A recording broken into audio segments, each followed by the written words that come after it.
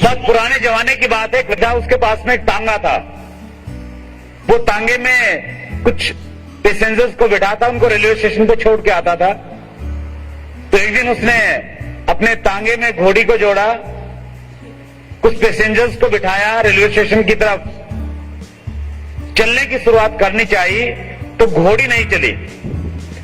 उसने लगाम को खींचा, चाबुक से मारा, बहुत कुछ उसने किया, लेकिन घोड़ी नहीं चली। परेशान हो गया वो, सोचता रहा कि आखिर हो क्या गया इसको। अचानक उसके दिमाग में एक आइडिया आया। वो तांगे से नीचे कूदा और उसने घोड़ी के आगे जाके डांस करना शुरू कर दिया। और उसके डांस करने से घोड़ी चलने लग गई, लेकिन 10 फीट चलने के बाद फिर रुक गई। वो दोबारा फिर घोड़ी के आगे गया, फिर डांस किया, घोड़ी 10 फीट चली, फिर रुक गई। तो तांगे में जो पैसेंजर्स बैठे थे उन्होंने कहा कि भैया तांगे वाले कोई यहाँ मूवी बन रही क्या, फिल्म बन रही कोई, क्या ड्रामा कर रहे हो यार, तुम नाचते हो, घोड़ी चलती है फिर रुक जाती है, हमारी गाड़ी छूट जाएगी तुम्हारे चक्कर में। उसने कहा कि साहब कोई मूवी नहीं बन रही, कोई ड्रामा नहीं है, मेरे से आज एक बहुत बड़ी गलती हो गई। तांगे में जो रेगुलर घोड़ी मैं इसमें जोतता था उसको तो गलती से घर पे छोड़ के आ गया, और वो घोड़ी लेके आ गया जो बारात में दुल्हे को लेके जाती है। जब तक इसके आगे कोई नाश्ता नहीं है, चलती नहीं है। 2 प्रकार की एजुकेशन मैंने ली। एक वो एजुकेशन जिसमें बचपन में मुझे गवर्नमेंट स्कूल में डाला गया, मैट्रिक की, वहां से फिर कॉलेज गया, यूनिवर्सिटी गया, बहुत सारी जगह पे बहुत सारी डिग्रियां ली, और उसका परिणाम था कि 500 रुपए महीना की एक नौकरी मिल गई प्राइवेट स्कूल में। क्यों? क्योंकि मुझे हर जगह नौकर बनने की ट्रेनिंग दी गई थी, नौकर बनने के लिए प्रेरित किया गया था। 6 साल से आरसी माइनस में हूं, बहुत सारी मीटिंग्स देखी, बहुत सारे लीडर्स को सुना, बहुत सारी किताबें पढ़ी, हर जगह मुझे मालिक बनने की शिक्षा दी गई, मालिक बनने के लिए प्रेरित किया गया, और 6 साल में करोड़ों रुपए की इंडस्ट्री का मालिक बना दिया। आप बहुत सौभाग्यशाली हैं कि आप इस बिजनेस के स्टूडेंट हैं। मैं एक चीज तो नहीं बोल सकता कि आपको इस बिजनेस में 2 साल के बाद में कितने रुपए महीना मिलेगा, वो आपके काम करने के तरीके पे डिपेंड करता है। लेकिन एक चीज मैं पूरे विश्वास के साथ बोल सकता हूं, अगर आप सीखने के एटीट्यूड से इस बिजनेस को करते रहे तो 2 साल के बाद आप पहले से अच्छे पापा, पहले से अच्छे पति, पहले से अच्छे पुत्र और पहले से अच्छे हिंदुस्तान के नागरिक निश्चित रूप से बन जाएंगे। बहाना बनाना भी एक्चुअली एक आदत है। मुझे एक स्टोरी याद आती है। एक व्यक्ति था बहुत बहानेबाज, लेकिन इंटेलिजेंट भी बहुत था। उसको नौकरी मिल गई है, नौकरी पे जाने लग गया, 1 महीना 2 महीना, लेकिन बहाने बनाने की आदत थी। उसने सोचा कि यार क्या बहाना बनाया जाए छुट्टी मिले जिससे। वो बहुत मायूस होके अपने बॉस के पास में गया और जाके बोला कि मुझे 1 हफ्ते की छुट्टी चाहिए क्योंकि मेरे पिताजी एक्सपायर हो गए हैं। बॉस को बड़ा दुख हुआ, 1 हफ्ते की छुट्टी दे दी। इस घटना को 2 महीने बीते, फिर अपने बॉस के पास में गया, 1 हफ्ते की छुट्टी चाहिए क्योंकि माताजी का देहांत हो गया। बॉस ने सोचा दोनों की अटैचमेंट लगता बहुत ज्यादा थी, हो सकता है। 3-4 महीने बीते, फिर चला गया, बोले साहब छुट्टी चाहिए क्योंकि पिताजी एक्सपायर हो गए हैं। उसके बॉस को थोड़ा तो कंफ्यूजन हुआ कि यार कहीं ना कहीं कुछ प्रॉब्लम तो है, लेकिन उसने सोचा नहीं यार ऐसा कैसे हो सकता। उसने फिर सैंक्शन कर दी। 4 महीने बाद फिर पहुंच गया, बोले साहब छुट्टी चाहिए, माताजी का देहांत हो गया। तो बॉस ने उसका अटेंडेंस रजिस्टर मंगवाया और उसमें देख के बोला कि भैया पिछले 1 साल में तुम 2 बार अपने पिताजी को एक्सपायर कर चुके हो, 2 बार, दूसरी बार ये तुम्हारी मम्मी की है, क्या चक्कर है ये सब? बोले साहब कुछ भी चक्कर नहीं है, पहली बार जब मैंने छुट्टी ली मेरे पिताजी एक्सपायर हो गए थे, मेरी मम्मी ने दूसरी शादी कर ली, दूसरी बार मेरी मम्मी एक्सपायर हो गई तो पिताजी ने दूसरी शादी कर ली। जब वो शादियां कर सकते हैं तो छुट्टियां तो मैं भी ले सकता हूं। आज से बिजनेस की खास बात है, बहानेबाजों को भी ये करोड़पति बना देता है। हेलो, और मुझे करोड़पति इसने तब बनाया जब मेरी समझ में यह आ गया कि जिंदगी में आपके पास में 2 ऑप्शन है, या तो बहाने बना लो या पैसे बना लो। मेरी समझ में आया, मैंने बहाने नहीं बनाए। 5 महीने के बाद मेरा पहला चेक आया, ज्वाइन करने के 5 महीने बाद 1560 रुपए का। मैं भी बहुत खुश था, लेकिन मेरे जो दोस्त थे, मेरे बिजनेस पार्टनर्स अदर बिजनेस में, मेरे फैमिली के लोगों ने मेरी एक्साइटमेंट को कम कर दिया था, ये कह के कि पिछले 5 महीने में 10,000 खर्च कर चुके हो, 1560 कमाए हैं, घटाओ, देखो बिजनेसमैन बनो। क्यों? पिछले महीने की अगर मैं इनकम की बात करूं, 12,26,000 रुपए से ज्यादा, बहुत पैसा इस बिजनेस में। सतीश पंडित जी कहते हैं कि आपके अंदर पात्रता होनी चाहिए, एबिलिटी होनी चाहिए। अगर वो है तो ये बिजनेस आपको बहुत कुछ देगा। कुछ चीजें मैं आपसे शेयर करना चाहता हूं, तैयार हैं आप? हम इस बिजनेस को लेके लोगों से मिलते हैं, बातचीत करते हैं, प्लान बताते हैं आप लोग, बताते हैं कि आरसीएम बिजनेस एक नई व्यवस्था है सामान खरीदने की। पहला तरीका जिसमें रिटेलर है, होलसेलर है, एडवर्टाइजमेंट है, 50% पैसा बीच के लोगों में जाता है। आरसीएम बिजनेस से 50% पैसा हम लोगों में डिस्ट्रीब्यूट हो जाता है। जब आप दोनों व्यवस्थाओं की बात करते हैं तो निश्चित रूप से बहुत सारे लोग ये कहते हैं कि आरसीएम की व्यवस्था बहुत अच्छी है, कहते हैं ऐसा नहीं, इतनी लग्जरी गाड़ियां भी आती हैं। तो जब लोगों को प्लान अच्छा लगता है, प्रोडक्ट अच्छा लगता है, पैसा आता है, ये भी कहीं ना कहीं यकीन हो गया, तो क्या सारे के सारे लोग ज्वाइन कर लेते हैं? नहीं करते। लोग इसलिए ज्वाइन नहीं करते क्योंकि मुकेश कोठारी जी कहते हैं कि अभी लोग ज्वाइन नहीं करेंगे, थोड़ा समय और लगेगा। इस दुनिया में 95% लोग ऐसे हैं जिनके अंदर डिसीजन पावर नहीं होती, डिसीजन लेने की क्षमता नहीं होती, उनको फॉलोअर कहा जाता है। केवल मात्र 5% लोग किसी भी फील्ड में पहले कामयाब होते हैं क्योंकि वो लीडर होते हैं। उनमें केवल मात्र एक क्वालिटी सबसे ज्यादा होती है कि वो किसी भी काम को करने का निर्णय तुरंत ले लेते हैं, डिसीजन पावर होती है उनमें। ज्यादा टेंशन वेंशन मत लो। हेलो, एक काम करो, मेहनत करते रहो, चलते रहो, लोगों से प्लान दिखाते रहो, कामयाब होके दिखा दो। बस दिखा सकते हैं?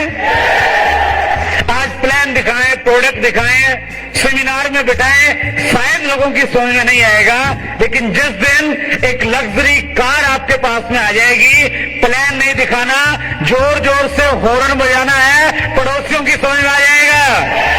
लोग आपको फॉलो नहीं करते, लोग आपकी सक्सेस को फॉलो करते हैं, आपकी कामयाबी को फॉलो करते हैं। अब बहुत सौभाग्यशाली हैं कि जाने अनजाने में अगर आप इस बिजनेस में आ गए हैं, इस बिजनेस को कर रहे हैं और करते रहेंगे, तो आप 5% लीडर्स की कैटेगरी में हैं। 95% लोग आपको फॉलो करने के लिए तैयार बैठे हैं।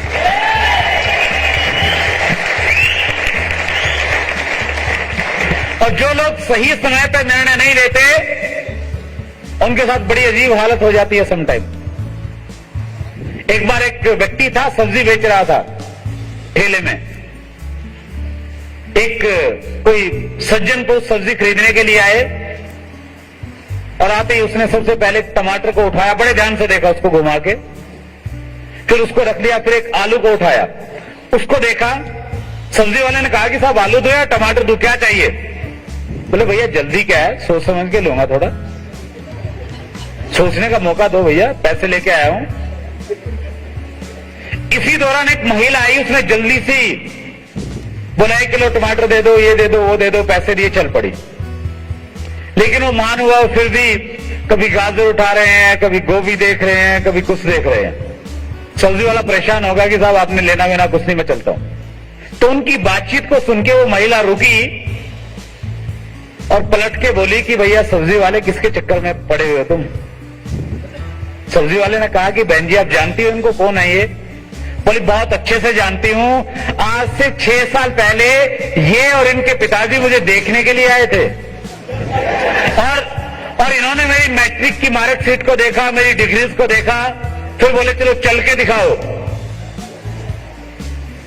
और फिर बाद में कहा कि हम घर पे जाके सलाह करके बताएंगे। इन्होंने अब तक सलाह नहीं करी। मेरे 2 बच्चे हैं और दोनों स्कूल में जाते हैं।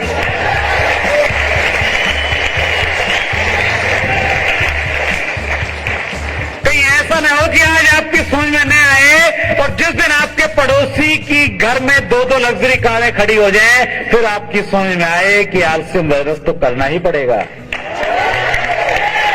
यस, और एक माहौल बनेगा। माहौल बनने की देर होती है। आज से 30 साल पहले हिंदुस्तान में पढ़े लिखे लोग नहीं थे। स्कूलों में बच्चे पढ़ने के लिए नहीं जाते। 30-40 साल पहले देखें तो क्या करते थे? खेत में जाते थे, मेहनत करते थे, मजदूरी करते थे। आज पढ़ने के लिए जाते हैं। आज पढ़ने के लिए इसलिए नहीं जाते कि गवर्नमेंट ने बहुत बड़ा काम कर दिया। आज पढ़ने के लिए इसलिए जाते हैं क्योंकि पहले इसलिए नहीं जाते थे क्योंकि पड़ोस का बच्चा भी स्कूल में नहीं जाता था, और आज इसलिए जाते हैं क्योंकि पड़ोस का पप्पू सुबह उठ के टाई साई लगा के तैयार हो जाता है, इसलिए पड़ोसी की भी समझ में आया कि बच्चों को स्कूल में भेजना पड़ेगा। सवाल कर सकते, एक बच्चे ने अपने पापा से पूछा, पापा क्या सबके पापा अपने बच्चों से इंटेलिजेंट होते हैं? हेलो, पापा ने कहा क्या बेटा तुम्हें कोई शक है इस बात पे? उसने सोच के जवाब दिया, अगर सबके पापा इंटेलिजेंट होते तो बल्लभ का आविष्कार एडिशन नहीं करता, एडिशन के पापा करते।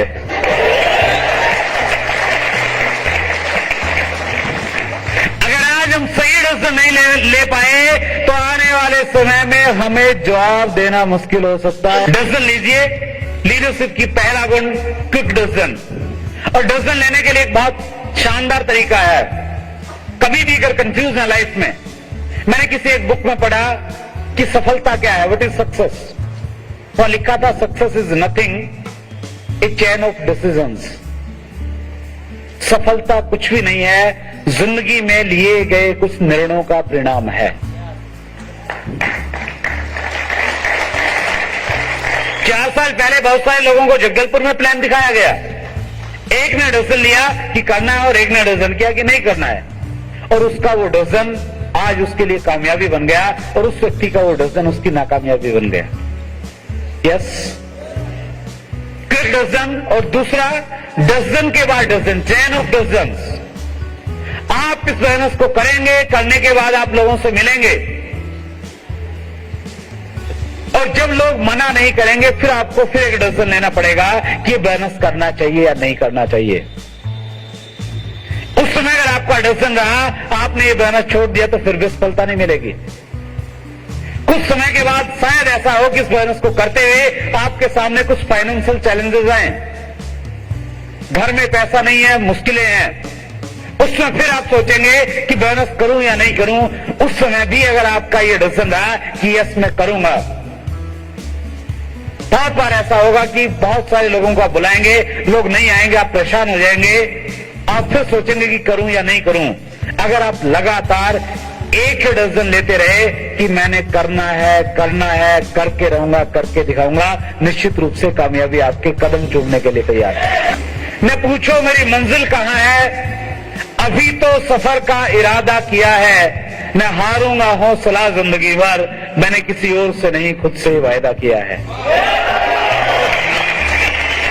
और आज अपने आप से वायदा करके जाएं, कमिटमेंट करके जाएं कि मैं आज से बिजनेस को तब तक करता रहूंगा, मैं आज से बिजनेस का मार्केटिंग प्लान तब तक दिखाता रहूंगा, मैं आज से बिजनेस के प्रोडक्ट तब तक यूज करता रहूंगा, मैं आज से बिजनेस की मीटिंग्स में तब तक आता रहूंगा जब तक मैं स्टेज पे नहीं पहुंच जाता और हजारों लोग मेरे लिए तालियां नहीं बजाते, मैं तब तक इस बिजनेस को करता रहूंगा। सतीश पंडित जी की एक टेप है यूएस 10%, उसमें कहते हैं कि इस बिजनेस 90% आपकी अपलाइन से चलता है, 10% आपकी डाउनलाइन से चलता है। यस, इस बिजनेस में अगर आपको बड़ी कामयाबी चाहिए, तेजी से अगर आप ग्रो करना चाहते हैं, तो आपकी अपलाइन में बहुत सारे लोग हैं, यस और नो? आपको किसी ने ज्वाइन करवाया, उसके ऊपर फिर एक व्यक्ति, फिर एक व्यक्ति, फिर एक व्यक्ति, फिर एक व्यक्ति। आप अपनी अपलाइन के लोगों की पहली चीज आपको जानकारी होनी चाहिए, और दूसरी चीज जिस दिन आपकी अपलाइन का फोकस, जिस दिन आपके अपलाइन का फोकस आपके बिजनेस पे आ जाएगा, उसके ठीक 90 दिन के बाद आप आरसीएम बिजनेस के न्यू ब्रांड रॉयल्टी अचीवर बन जाएंगे। अपलाइन रॉयल्टी अचीवर की डाउनलाइन में अगर उसका भाई है, उसका रिलेटिव है, उसका दोस्त है और एक अनजान डिस्ट्रीब्यूटर है, वो ये नहीं देखता कि मैंने अपने भाई को रॉयल्टी पे लेके जाना है, वो ये देखता है कि इन सारे डिस्ट्रीब्यूटर्स में से कौन व्यक्ति सिस्टम के साथ में सही तरीके से काम करता है। जो सही तरीके से काम करता है वो उस पर फोकस करते हैं, सबसे पहले उसको रॉयल्टी पे लेके जाते हैं।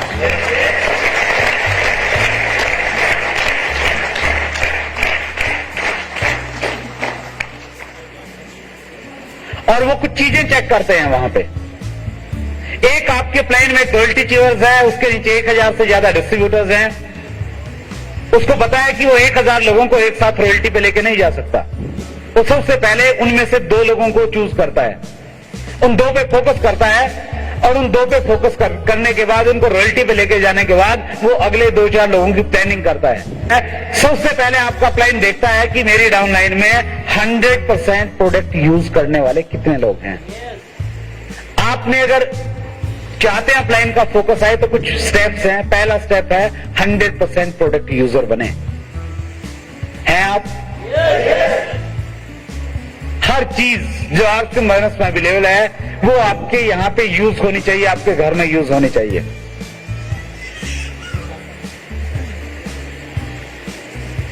मुकेश कोठारी जी एक लाइन में इसका समाधान बताते हैं। वो कहते हैं 100% प्रोडक्ट यूज, नो एक्सक्यूज। कोई बहाना नहीं बनाए। यस, कर सकते हैं। ज्यादा डिटेल में नहीं जाऊंगा, इतना ही कहूंगा, अगर आप आरसीएम बैनर्स के 98% प्रोडक्ट यूज करते हैं और एक पेन आपका आरसीएम का नहीं है, डायरी आरसीएम की नहीं है, सोक्स आपने आरसीएम की डाली नहीं हुई है और आपकी अपलाइन की नजर में अगर आप आ गए, आपकी रॉयल्टी 6 महीने पीछे खिसक सकती है। दूसरा काम आप करें, रिगार्ड योर अपलाइन।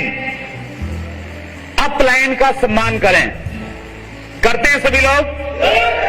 सम्मान इसलिए करना है क्योंकि जिस व्यक्ति का भी हम सम्मान करते हैं वो व्यक्ति हमारे बारे में अच्छा सोचता है। तीसरा काम आप करें, फॉलो देयर डायरेक्शंस। अपलाइन द्वारा दी गई डायरेक्शंस को फॉलो कीजिए। 2 तरह के डिस्ट्रीब्यूटर्स होते हैं। कितनी तरह के होते हैं? रुक जाऊंगा फिर देख लो। कितनी तरह के? 2 तरह के। आपने देखना भी है कि आप कौन सी तरह में से हैं। पहले डिस्ट्रीब्यूटर वो होते हैं जो बिजनेस को बढ़ाने के लिए अपना दिमाग इस्तेमाल करते हैं और अपलाइन के हाथ पैर इस्तेमाल करते हैं। अपलाइन को भगाते हैं, दौड़ाते हैं, कंप्लेंट करते हैं कि साहब आप मीटिंग नहीं देते, आप आते नहीं हैं, आप टाइम नहीं देते हैं। वो सिकवे शिकायत में रह जाते हैं, वो कभी भी बड़े लेवल पे नहीं जाते। दूसरी तरह के वो डिस्ट्रीब्यूटर्स होते हैं जो बिजनेस बढ़ाने के लिए अपलाइन का दिमाग इस्तेमाल करते हैं और अपने हाथ पैरों का इस्तेमाल करते हैं। वो बड़ी से बड़ी पिन के हकदार होते हैं।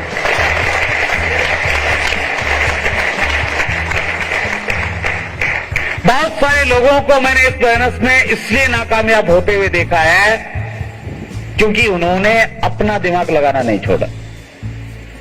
हेलो, अगर आप पहले कुछ भी हैं, आप डॉक्टर हैं, इंजीनियर हैं, कामयाब हैं किसी भी क्षेत्र में, आपने बिजनेस में ज्वाइन कर लिया और ज्वाइन कर लिया, इसमें भी कामयाब होना चाहते हैं, एक नियम और होना चाहिए हमारी लाइफ का। आपकी एक ऐसी इमेज होनी चाहिए सोसाइटी में, अपने फ्रेंड सर्कल में, कि ये व्यक्ति या तो किसी काम को करता नहीं है, अगर शुरू कर देता है तो फिर उसको करके दिखाता है।